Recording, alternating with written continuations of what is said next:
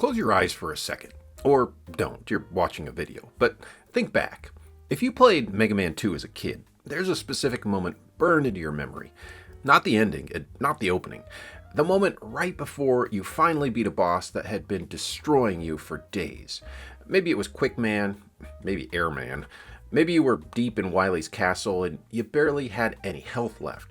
Your hands were tight on the controller, you weren't really breathing, and then you landed the last hit, and it was over.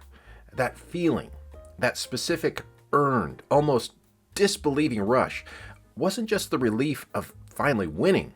It was something the game was doing to you on purpose. And the thing is, most people who felt it have never stopped to ask why Mega Man 2 produced it, and why so many games that tried to do the same thing couldn't come close. Here's what we tend to believe about Mega Man 2. Capcom made the first game. It was decent. It sold okay. So they made a better version. More levels, more weapons, better graphics, and that's why it succeeded. Bigger, more polished, more content. Simple, right? And look, the sales back that up. Mega Man 2 sold over 1.5 million copies on the NES and held the record as the best-selling Mega Man game for over 30 years. Character designer Keiji Inafune himself said the success of Mega Man 2 is what made the Mega Man series a franchise at all. On the surface, that story feels complete, but it misses the most interesting part. Because the difference between Mega Man 1 and Mega Man 2 wasn't more content, better graphics, or additional polish. It was a fundamental rethink of what the game was actually asking players to do. And to understand that, you need to understand just how close this franchise came to never existing at all. When Mega Man 1 came out in 1987, it didn't exactly set the world on fire. Inafune was direct about it later. His words were that while it sold more than expected, the first game wasn't a huge success as far as the numbers go. Capcom's response was what you'd expect from any publisher looking at underwhelming numbers. They told the team to move on. A new project was assigned, a baseball game. The Mega Man series, as far as Capcom was concerned, was done. Now here's where it gets interesting. Director Akira Kitamura, the man who actually designed and built Mega Man, wasn't ready to let it go. He went over the head of his own producer directly to Capcom's vice president to argue for a sequel. The producer was against it. Capcom only said yes on one condition.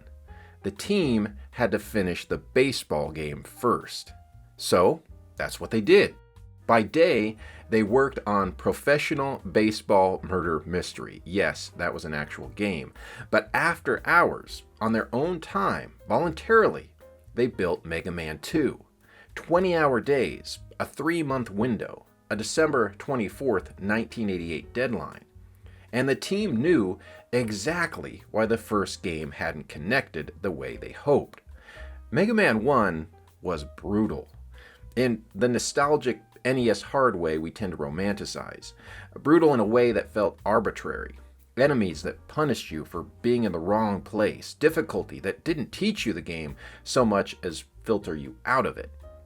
Kitamura had spent time before the first game studying exactly this problem. Playing action games specifically to understand where and why players died, and whether those deaths felt fair or felt cheap. He developed a theory about what separated good hard from bad hard. And with Mega Man 2, he got to test his theory to see if it worked.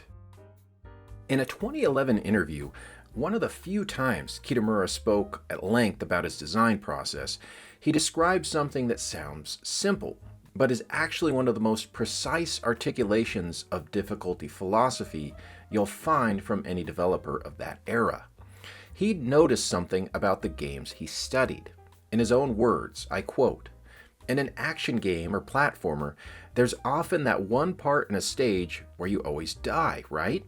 And quite often in those parts, it's the way the enemies act that's totally unfair and absurd, don't you think?"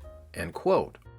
Now, that observation sounds obvious when someone says it out loud, but in 1987, and honestly in a lot of games that came after, it wasn't obvious at all. Most designers weren't thinking about whether deaths felt fair. They were thinking about whether the game was hard enough. Kitamura drew a line between those two things, and then he built a system around it. His design rules for Mega Man 2 were specific and deliberate.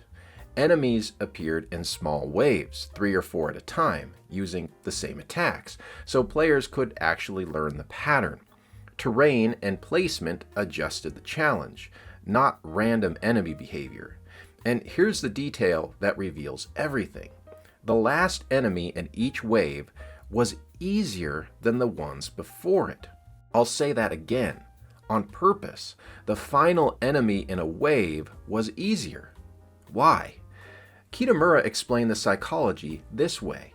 He'd noticed that people don't replay games, even good ones, because when they think back, their minds go to the hardest parts, and that memory makes replaying feel like work. He didn't want players remembering Mega Man 2 as a slog. He wanted them to remember feeling like they were getting better. And then he said something that is essentially the entire point of this video. I quote, "I wanted the player to feel like he was improving at the game too." End quote. See, that's it. That's the whole thing.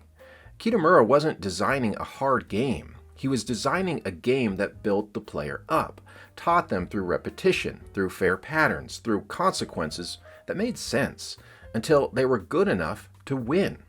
Not easier, not forgiving, but genuinely difficult. Difficult in a way where when you failed, you knew why. And when you won, you earned it. The boss patterns in Mega Man 2 are learnable because they're consistent. The weapon system rewards curiosity and experimentation. The stages teach you mechanics before they test you on them. Every piece of the design is quietly working to make you better at the game, which means that feeling you had, your hands sweating, finally landing that last hit, that wasn't just relief. It was the game confirming something. It was proof you'd improved. The market noticed, even if nobody was writing academic papers about it. Mega Man 2 didn't just outsell the first game. It became one of the defining NES titles of its era. Players talked about it, they shared strategies, they argued about boss order, they remembered the names of the bosses 3 decades later, which, if you think about it, is a remarkable thing for a game to achieve. That kind of cultural stickiness doesn't come from just polish. It comes from something meaningful. When players feel genuinely skilled at something, when they earned the win rather than ground it out, they remember it differently. The game becomes part of how we think about ourselves. Inafune confirmed it plainly. The success of Mega Man 2 was what made the franchise. Without it, there's no Mega Man 3 through 11, no Mega Man X, no Blue Bomber as a cultural icon. One deliberately designed difficulty curve, built in overtime on personal time in 3 months, ended up being the foundation of a franchise that sold 44 million units. The lesson from Mega Man 2 did spread, but very unevenly. And the most instructive thing about that is what happened when developers got it wrong. 3 years after Mega Man 2, Rare released Battletoads. It's still one of the most talked about and beloved NES games ever made, but it's also notorious. The third stage, the speeder bikes, the turbo tunnel. If you never made it past that level as a kid, you definitely were not alone. Many people didn't. Now, the turbo tunnel is actually learnable if you put in the time. The patterns exist. It's not random. And in that sense, it is similar to Mega Man 2. But here's what's different. Battletoads gave players 3 continues and no passwords, no saves, no way to pick up where you left off. You died in stage 8, you started from stage 1. The Japanese Famicom release actually toned the difficulty down significantly, which tells you the North American difficulty level was a deliberate design choice, not just how the game happened to come out. What Battletoads was building wasn't a player, it was a wall. You could bang your head against it long enough to get through, But the game wasn't really teaching you, it was filtering you. The same surface feature, high difficulty, producing a completely different emotional experience. Not really earned, more like survived. Most players who finally beat Battletoads didn't feel like Mega Man 2 players felt. They felt relieved it was over. Contra 3 is the other side of the coin. This is a hard game.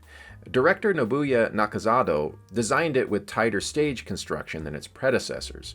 It demands execution, it tests reflexes, and it will beat you. But when Contra 3 beats you, it does it honestly. Enemy patterns are predictable. Boss attacks telegraph before they land. The stages build in difficulty at a pace that teaches you the mechanics before demanding you master them. When you lose, you understand why. And when you win, you feel it. It's a different genre, a different developer, a different console, and it's producing the same emotional outcome Mega Man 2 produced 4 years earlier. Now that's not coincidence. That's the same design principle at work. These are games from the same era, the same neighborhood of difficulty, but completely different relationships with the player. One built players up, the other beat them down. The lesson wasn't obscure, it just wasn't universal. Let's come back to that memory for a second. Sweaty hands, that final hit, the boss obliterates. Here's what was actually happening. Mega Man 2 had been building you the entire time. Every death was a lesson the game was delivering. Every pattern you learned, every mistake you adjusted, every attempt that got slightly further than the last. That was the game working as designed. Kitamura didn't want you to feel lucky. He didn't want you to feel relieved. He wanted you to feel capable. He wanted you to know in your bones that you had gotten better. That's a specific thing to engineer. It requires trusting the player enough to make the game genuinely hard. It requires the difficulty to be real and the fairness to be real at the same time. Too many games get one without the other. Battletoads was very hard, and not always very fair. Plenty of games since then have been very fair and not even remotely hard. The thing Mega Man 2 figured out in 1988 in 3 months of voluntary overtime by a small team that wasn't supposed to be making the game at all is that those two things have to coexist. The difficulty is what makes the win mean something. The fairness is what makes the difficulty feel like an invitation rather than a rejection. Some developers have understood this intuitively. Others are still figuring it out. And the amazing thing, the thing worth sitting with, is that Kitamura never claimed to have cracked some universal theory. He was just trying to make a game people would want to come back to. So now I want to hear from you. What's a game that pushed you to your limit, but still made you want to come back? Not because it was easy, but because it felt fair. And what's a game that crossed that line? Let me know your thoughts in the comments below. And as always, if you made it this far, thank you so much for watching. Until next time, happy gaming, my friends.